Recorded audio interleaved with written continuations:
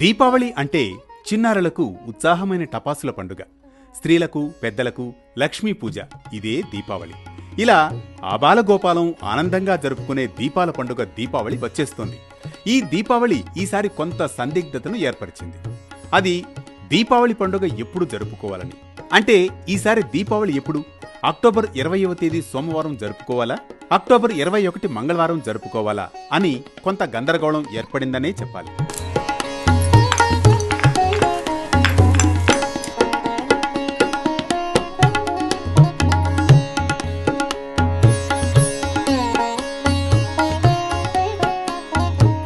మన సనాతన సంప్రదాయ పంచాంగం ప్రకారం చూసినట్లయితే ఆశ్వయుజ మాసం అమావాస్య రోజు దీపావళి జరుపుకోవడం ఆనవాయితీ.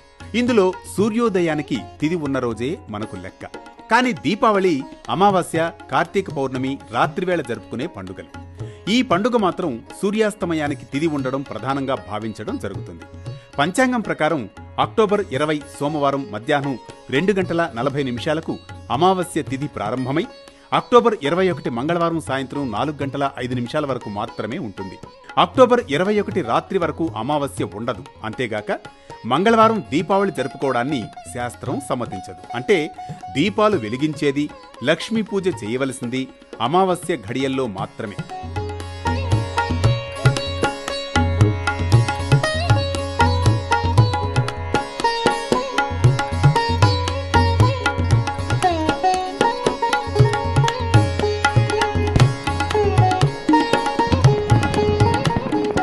ఈ లెక్కన సూర్యాస్తమయానికి అమావాస్య ఉన్న రోజు అక్టోబర్ 20 సోమవారం కనుకనే ఎలాంటి సందేహం లేకుండా దీపావళి అక్టోబర్ 20వ తేదీ సోమవారమే జరుపుకోవాలని పంచాంగకర్తలు, పండితులు స్పష్టంగా చెప్తున్నారు. మరింకెందుకు ఆలస్యం?